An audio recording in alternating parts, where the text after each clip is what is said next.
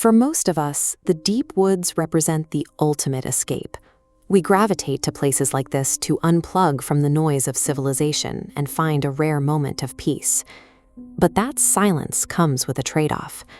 When you walk far enough past the tree line, you cross into a vacuum where the structures of law and order simply evaporate. Out there, anonymity is total. Today, we are looking at 3 distinct case files, each detailing a harrowing encounter with a highly disturbed individual hiding deep within the pines. On the surface, these might seem like isolated incidents of random terrible luck, but the details suggest something more consistent. Looking at these encounters through a forensic lens reveals how people change when they are no longer being watched, and how the wilderness itself dictates the way they hunt. Our first file begins in a small, off-the-grid town. The locals were well acquainted with Hector, a neighborhood drifter known for skipping through the streets and holding animated conversations with invisible companions. To the community, he was a harmless fixture. That perception changed, miles out on a deep forest trail. A hiker tracked a distressing voice behind a cluster of trees, only to find Hector alone.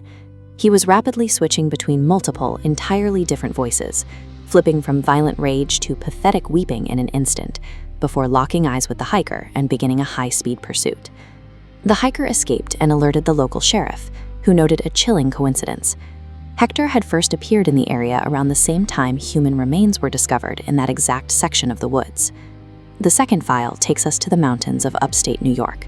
2 hikers, Artie and Katie, pitched their tent for a multi-day trip. On their first night, they were trapped inside listening to heavy footsteps circling their camp, punctuated by high-pitched, rhythmic giggling.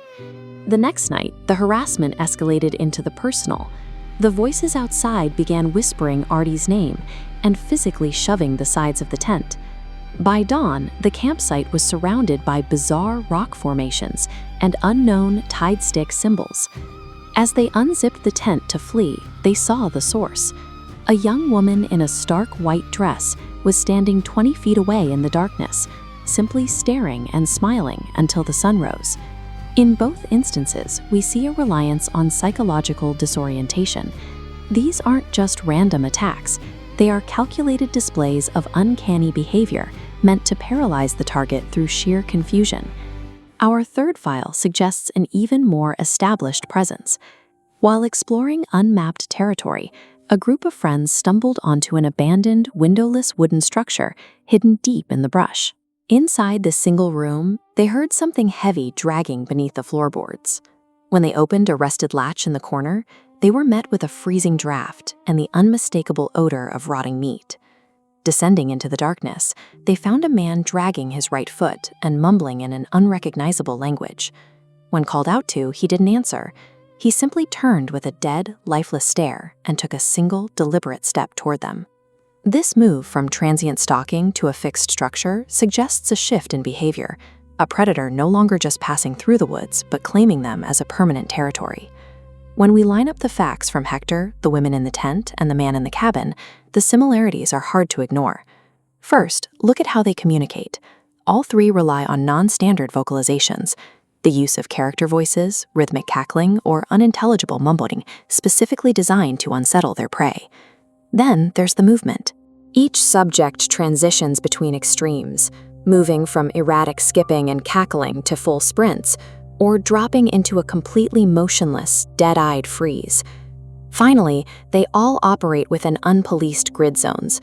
They choose areas where local law enforcement is geographically and technically unequipped to manage the search for missing persons or the investigation of complex crimes. These people aren't working together, but they are following the same set of rules, behaving like predators who have independently arrived at the same methods because they are operating in the same lawless environment. There is no secret organization or coordinated cult at work here. The common thread is the land itself. The extreme isolation of the American backcountry acts as an incubator. It provides a sanctuary where human madness can grow completely unchecked by the social pressures and laws of the modern world. The proof of this ecosystem is found in the artifacts left behind, the tied sticks, the hidden cellars, and the unsolved murders. These are the only physical records of a population that has opted out of society to live by a different set of instincts.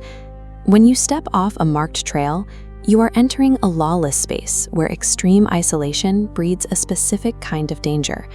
And in the moments when you feel most alone, there is a very real chance that someone is watching you.